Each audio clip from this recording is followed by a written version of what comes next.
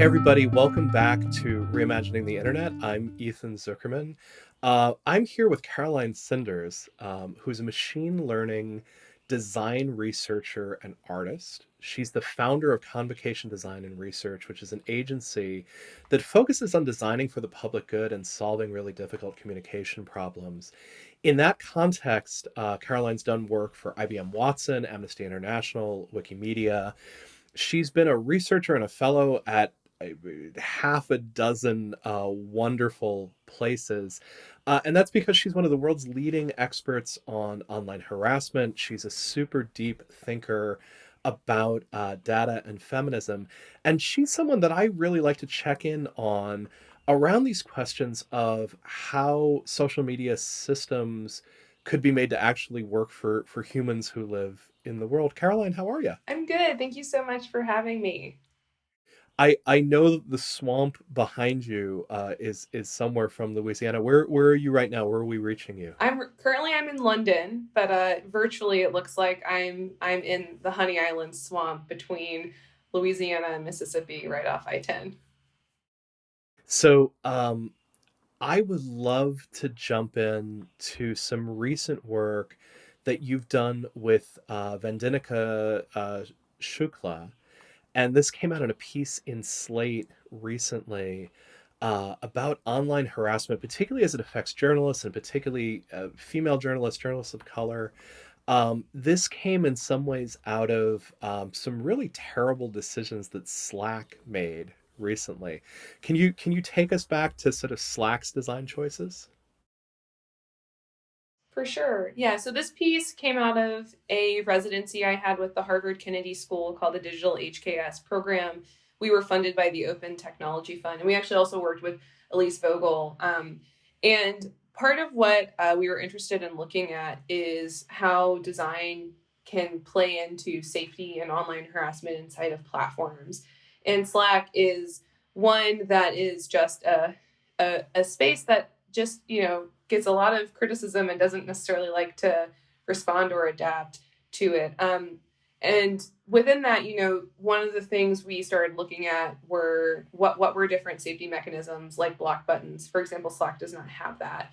And we ended up doing the research report before this new feature Slack had rolled out. And we ended up writing our Slate piece around the time Slack rolled out this feature where pretty much anyone could message each other on Slack.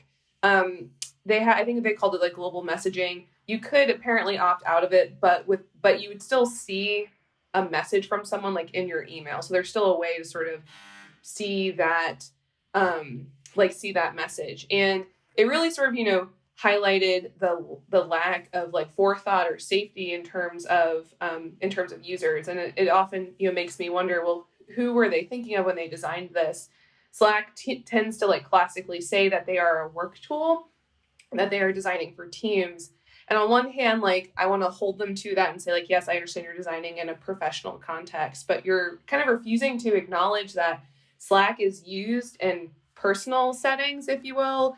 And by personal, quote unquote, I mean, it's used by alumni groups, which is not in an office, or it's used by groups of friends who want to talk with each other, or it's used by activists to organize different projects. It's used for conferences to, you know, um, coordinate people discussing. So it's used in like all of these really sort of blurry areas. It's not just the office. And I bring up the office because whenever we've pushed back to Slack to say like, why don't you have a block button? They're like, oh, well, we feel like this cuts down, professional communication in an office setting. And so this global DM tool they had, I'm sure they thought in their minds, this is going to be great for a company that's like the size of IBM or Google, that's, above like 10,000 employees, and you just need to find someone, but maybe they're not in your right team. But that design, in that context is one thing, but then when you apply it to, oh, so anyone in any Slack could be messaged, then all of a sudden you can see how this could very quickly be weaponized and be used to harm. In some ways, what's so problematic about Slack is not that they made this category mistake, right? So their Yep. category mistake is they assume that they're a workplace tool. As we know, harassment, particularly sexual harassment, never ever happens in the workplace. So you never need to, deal with something like harassment in this context. But even if we give them that category error and we sort of say, Slack, you think you're a work tool, but you're not purely a work tool, and therefore you have to think about harassment. Why are technology companies so bad at anticipating harassing uses of their tools? This just happens again and again and again. It's almost like harassers are endlessly creative. But rather than credit the harassers, in some ways, I just want to sort of blame the tool builders. Like, why are we so bad at anticipating misuses of our tools? Um, I feel like a recent book that's come out, Silicon Values by Gillian C. York, covers this also. Part of it, I think one could argue, is that a lot of designers and a lot of tech companies could still design from a very North American, US focused, positivist space. And we see this like really embedded in modern design culture, particularly in like product design and like for profit product design, that we only create like positive use cases in our mind of these tools. We don't necessarily take a like security or threat modeling approach to design. And I'm speaking super broadly, but this is sort of what I've noticed as like a fly on the wall in a lot of different corporate settings that I've been able to observe or lead conversations in or work in. And that is and that I think is part of it. And I think another part of it is, one of the things I wonder is, are there enough experts inside of design teams that can also sort of speak to the experiences of facing online harassment? A lot of these teams are very white, they're very North American. Um, and I mean, there's so many things. I'm trying to run through like what all of them are. Some of it is, are the is there enough research? Are they like regularly engaging with users? And I think in some cases they are. It's just that hasn't like built up enough fluency inside of all of the workers in these companies, right? So I'm a design researcher. I'm often working in the internet freedom and human rights space. So for me, like that's the fluency I have, is I'm only coming at it from people that have been harmed. So, I can be a real bummer, if you will, inside of certain design scenarios when it comes to ideating what's a new thing to build, because I'm always like, that's going to harm someone, that's going to do this, that's a bad idea, don't do that. And that's like kind of the opposite of how Americans, especially Silicon Valley designers, kind of operate. We're always operating from the ideal use case, and I'm operating from the what could possibly go wrong. Let's bring in threat modeling and security procedures sort of into this to affect design for us to design better. So I think part of the big issue is design culture of how we build things. I think another issue is we aren't prioritizing like human rights research and human rights education across all disciplines. I think another thing is we aren't, our designers, our design teams aren't necessarily educating themselves on use cases, like even going beyond personas of saying like, this is a use case. We need to be actively threat modeling against these use cases. Like, for example, requiring people to read design justice and Silicon Values and mistrust, for example, would be helpful in an education for people onboarding or working in these companies. They also, I think, need more training, but more like folding in actual threat modeling into their daily practices. I think that's like the first layer. I'm so glad you brought up Jillian York. We've actually recorded an interview with her about Silicon Values. It's going to come out on the feed probably before our piece with you will come out. And the book is just so rich. But one of the things that I love about it is that it talks about this sort of value set that is affecting these tools. I feel like if we sat down to design new tools with the idea of how do we make sure that we harm as few people as possible rather than how do we get this up to 1 billion users as fast as we possibly can. But I feel like everything in the economic system and the innovation system sort of mitigates against that. How are you, as an artist and a practitioner and a writer and a designer and sort of all the different things you are, how are you trying to get across that message that we need to think about harm as well as think about growth? That's where I really try to reach designers. I try to teach classes in Silicon Valley. So I taught one on ethics and human rights and how it affects design. A lot of the writing I do or research I do is directly on how things like online harassment manifest into a design layer. I just published a policy paper actually a few days ago with the German Marshall Fund on dark patterns in design culture. So one of the things I think that's really important to keep in mind in these conversations is it's all of these intersecting problems, and design culture is just one of them. And I think in that space, that's where I'm trying to sort of use my expertise as someone who's trained as a designer, who's like worked in these areas, but also recognizing that product design and and design like UX and UI is the layer or the thing that takes code and policy and makes it understandable and interactable for a user. So, for example, your security settings, you don't have to be a security engineer to understand how to use them. You don't have to open up a command line. When even reporting something like privacy, you don't have to be a lawyer to try to understand or decipher how to report something. Now, that being said, that doesn't mean that those two examples are great or are the best design that they could be, but rather design is taking something that is like policy heavy, like the divisions of online harassment, like how a platform will try to understand that content, and it's taking the tech where that content's going to go, and it's turning it into an understandable interface and flow for a user to report something. And so thinking about the politics of design in terms of these spaces is really important, because design is what can obfuscate or elevate these issues. So for me, that's kind of the space I try to really occupy in. So, you know, when I hear like a policy recommendation, one of the things I want to try to do is translate that into something for a designer. So that can be an op-ed, like the space of advocacy, like my digital HKS report.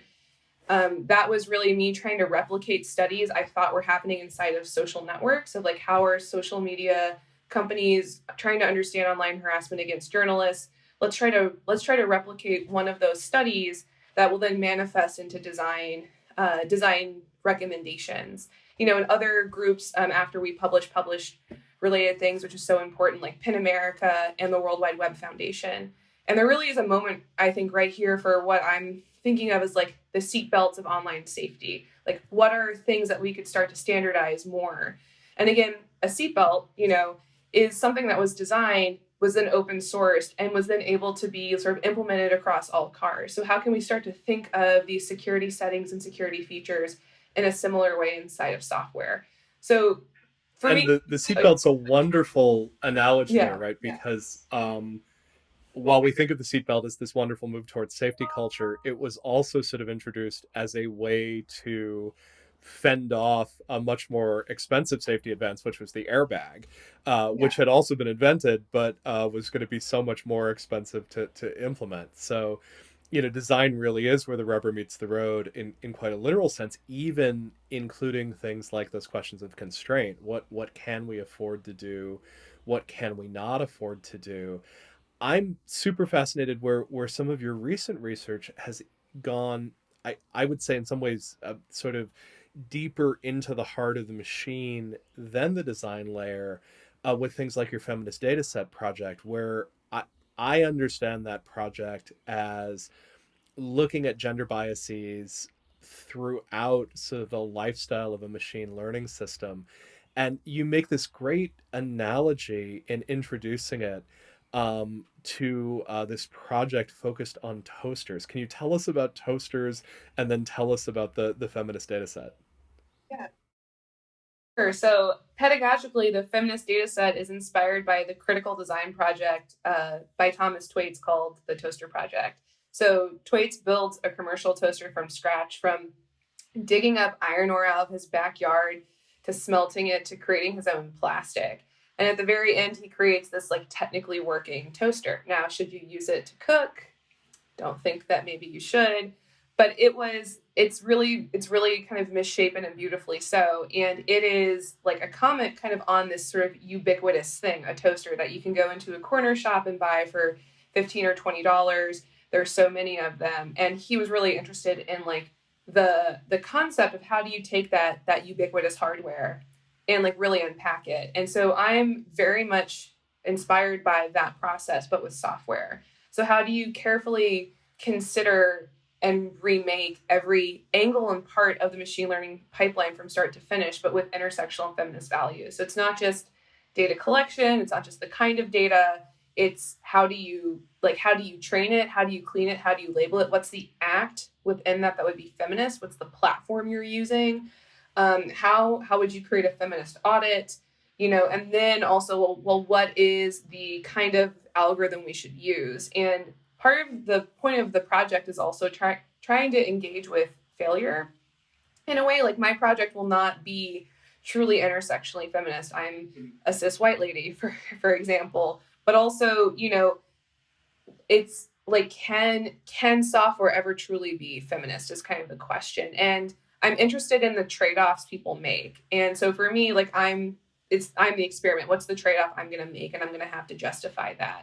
So I mean, it's interesting as we talk about machine learning, as we talk about AI, everyone wants to talk about harm. Is harm the right way to think about this? I do we think about um, women being mislabeled or misconstrued or stereotyped? I mean, w- should we talk about what are the harms that come out of a machine learning system that is not a feminist system, or is there a better paradigm than harm when we start interrogating things like machine learning systems?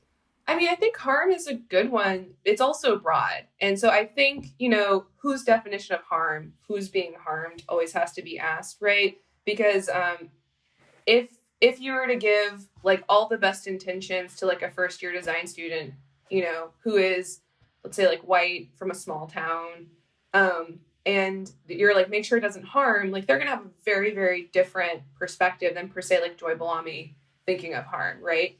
So, I think this is where having standards or examples is really helpful. And so the project itself with like Feminist Data is intersectional, but it's also very much trying to recognize that harm comes from all of these different angles. I think often when we talk about machine learning, we do focus on the data that goes in, the sort of connections or inferences or predictions or simulations an algorithm is making in the output. And I think for me, I'm interested in those things, but I also think harm can manifest in so many more ways. And, for example, even if you're making something equitably, or rather, if the output is equitable, what if the process of building it was not equitable? What if that's the problem? And so then using the framework of intersectional feminism, I actually have to address that, because at a certain point, I'm going to have to hire someone to help me, or hire a series of people, or have a series of people help me do the cleaning or the training. So like, I have to like actually think through, well, what is an equitable work environment to engage with people in that would then be feminist? And I think that that's also really important, because like, all the different steps and choices we make all have trade-offs. And if we're just only focusing on the outputs of artificial intelligence and not the actual structure of building and making, and not all of these other invisible um, areas that feed into it, like, can we ever truly fix it, right? Or can we ever truly like try to course correct or try to improve it? That's why I think it's been really important to see all, for the past few years, so many conversations around Mechanical Turk, for example, and recognizing that that is a part of this sort of invisible nature of machine learning. I think that there are other things to also sort of think about within that. But that's what the project is really trying to unpack. Is it's like every like if I were building the toaster, like every small screw I'm using, I really have to think about like, where did this come from? Who made it? How did I get it? Where did I get it from? And I'm doing that effectively with software. So I'd love to drill in a little bit on that Mechanical Turk question, right? So one of the big things that comes into play with machine learning systems is that what they're really doing is they're extrapolating from training data. Yeah. So to use an example from the wonderful um, television show Silicon Valley, you can look at a set of images and say, is this a hot dog? Is this not a hot dog? One of the more popular ways to do the is a hot dog is not a hot dog is to hire people on Mechanical Turk and ask them to code images as hot dog, not hot dog. You dug into the ethics and sort of the implications of this in a project for Mozilla. Can I get you to talk about that piece? Yeah, sure. So that's TRK, Technically Responsible Knowledge. I designed and researched that and then built it with Kate Dean, Ian Arnaud Fuma, and then the graphic design firm Rainbow Unicorn for a fellowship I had with the Mozilla Foundation. And I was really interested in what was like an accessible browser-based tool people could use in lieu of Mechanical Turk. I couldn't find enough data on something like Crowdflower to actually ensure that it had feminist values. During this project, I became a Mechanical Turk myself just to get a sense of what the interfaces felt like, what the experience was. And within this project, we started thinking a lot about just money and cost. And so this project, I should highlight, it does a few things, and it does a few things, one, because it is a project that I made for a fellowship. And then two, this is one of the trade-offs that will have to be documented for the eventual Feminist Data set book that I will write at some point, which is there are just things we can't do for this. There's an edge where the art project ends and like a startup would begin, for example. And that's just sort of the reality of like the kind of internet we live on. So Feminist Data Set, TRK is a part of Feminist Data Set, and it is an open source browser-based tool. Anyone can use the code. So if any of your students wants to use it or run an experiment, it's on GitHub. Please use it. You can upload data sets to be like labeled and cleaned, or you can also be like the one cleaning them. And if you're uploading it for people, you have to actually provide a lot of context around it, like what you're using or what the images are, why, and almost like a warning label or a trigger warning. So people are notified as to what it is. And then if you are signing up to sort of clean it, you're given like a preview of in text only of like what the data set says it is. And then you're invited to like reject it or accept it once you get into the interface. And then it just asks for some information about you. And then that's injected plain text style into the data set, inspired by data sheets for data sets. And that's like a part of research work I was doing a little bit around the same time, was thinking of why don't we have data ingredients? Why don't we have standardized labels? That's something that Consumer Reports is also working on now. I think it's really important to make these things readable and legible. Then when you first get on the website, the first thing you see actually is the wage calculator. And that was one of the experiments I did as a fellow, was thinking about, well, like, if I first assume like good intention for people who are hiring for like microservice tasks, why are things underpriced beyond the regular reasons of service fees, et cetera, et cetera? And one of the things we sort of realized, really doing a lot of design research into the layout of something like Mechanical Turk and Crowdflower, is that it's not actually aggregating what an entire person's day would be. Meaning, like, it's not actually saying, okay, you're doing 100 tasks. How long are these tasks? It's only going like task and price. But, you know, time is a really big important variable in terms of if something is priced equitably or not. For example, if I told you, you know, oh, Ethan, I need help with something, I can pay you €20. It's a really great deal if it's 5 minutes. It's a really bad deal if it's 2 hours or like 6. And if I have to fly and join you in the first place, it's probably an offer I'm going to turn down. Yeah. Right. So not including time and like the length of a task is actually really problematic. And so we wanted to create a visualizing interface to say, like, okay, even if you're pricing an image at like 10 cents per image, like how long does it take? How many things do people have to actually fill out? And then we started timing ourselves to do stuff. At this time, also when we were playing with the time element, the New York Times did an article, and they even created a little experiment. So we started using that to see how long it really takes to do these things. And then we started doing all this math around, like, what is a living wage? And I never thought I'd be doing this much math in an art project, which my mom is an accountant, so she laughs at this. But we wanted to create a provocation, and this is where we were also realizing there's some things we can't do. So we decided to focus on the two biggest groups in Mechanical Turk, and that they come from the United States and India. And then we decided to focus on the US because there's just a higher cost of living there. And then we started looking at, well, what is the state with like the highest minimum wage? And ironically, it's Washington State. where Amazon is headquartered. So we're like, great, we're an art project, that's pure poetry. Let's try to figure out the living wage of someone in Seattle if they were a mechanical Turker. And so we started to look up what were recommendations around a living wage in Seattle. We found that like a few different newspapers were recommending actually something more like $16.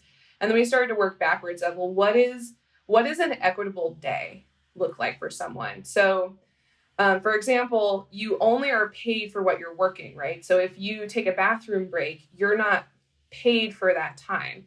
So we started, I took a best practice from working remotely, which was a 55-minute like hour counts for a full hour. So we're like, okay, we need to minus 5 minutes from every hour, right? To then start to figure out how many worked hours is someone working to cover all of this pay. We also took, I think like a 45-minute lunch break and then like another break. We looked at like how often McDonald's allows people for breaks. And we brought McDonald's often because when people describe gig work, they describe it as being better than flipping burgers, except McDonald's gives you paid breaks.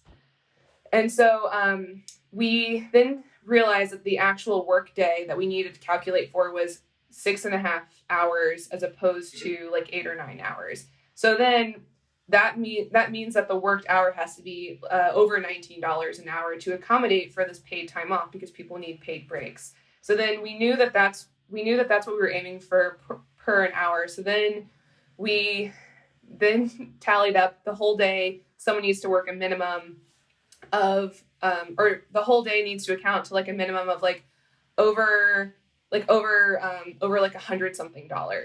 And so then we realized, okay, the minimum task is going to be a certain amount of cents. But then we had to figure out, okay, well, how long is that task? And so then this is where we were measuring ourselves. And so we decided on about like 20 seconds per task, and each task has to be above 11 cents. So that would allow for someone to work a full day. If they get really tired, they will take longer. And so we came to this conclusion sort of by like also practicing like on me. Like I would try and see like how many tasks can I do in an hour for this to sort of work. And it's still a pretty hard day if you're like working that much, but effectively that's like the minimum someone needs to be paid. But that's not taking into account things like taxes. But that's how we sort of got to this visualizer to be like, well, are you like actually pricing equitably? And again, this is where design is really important. The design of all these platforms, like the interface really works against you if you are trying to price equitably, because you can't see how long does it take, how does time affect this. And that was something we realized was just super important to take into account, that people should be able to make a living wage. And even if you have them labeling one image, like that's one thing out of their day, right? And it has to contribute towards this. Kind of wrapping up some of the themes we've been talking about here, how would you go about building a novel social media platform consistent with feminist values? How do you sort of take these questions about automated systems, these questions about designing for the bad use cases as well as the good ones? Um, Speculate with us a little bit on sort of designing that sort of a system. Oh, great that you asked that, because that's like one of the new projects I'm also starting, which is, can you build a feminist social network and what would it look like? And I think one of the things I start with again is scale. I think a lot of the problems are scale. And so the provocation I give students when I lecture on this or I host workshops is, instead of designing an encyclopedia, what if we're designing a paper zine? What if something is allowed to organically decay? What if it's not designed to last forever? And then how does that change our relationship to software, for example? Or how does that change our relationship to permanence? How does that change our relationship to communities? That doesn't mean design things that don't work, and that doesn't mean design things that are not safe. But instead of imagining that everything we create is going to be the next Facebook, why does it have to be that way? Why can't it be something that exists for a moment in time that is quite beautiful or interesting? And then from there, the question starts to become, okay, well, like, what is safety in this way and in this place? And how do you determine safety? And I do think scale very much plays into this. I think it's designing from the very beginning or thinking through features people would want, how people would want to talk to each other, then how do you ensure or foster that kind of engagement? And how do you, again, offer different kinds of safety protocols? But then the big thing is often if you're starting something, this is what I recently did this as a workshop in France. The thing I would tell thing I would tell students is like, well, you're also responsible for people's safety. Like if it's your software and they're coming to something you've built, you are actually responsible for people. So like you need to ensure that not only do you have a code of conduct, that like you know how to implement a code of conduct online. Do you have a place for people to report? Do you have a system for like looking through reporting? Have you thought of a ladder of consequences, which is just another way to say like what's your policy for when someone does X versus Y? What are you going to do? How are you going to tell them? How have you determined that? And you could just see like the students' heads just sort of start to explode a little bit. I'm like, yeah, all these things are thoughtful and intentional. They're things you have to do. Like they cannot be afterthoughts. So like if you're designing a space for people, even if it's for 5 or 10 people that you know, at some point conflict is going to happen or harassment. And conflict is super normal. Like another thing I tell people is community doesn't mean friendship. Conflict is really normal. People are going to argue over really dumb things. Like I argue with my husband every day around like what do we want for breakfast?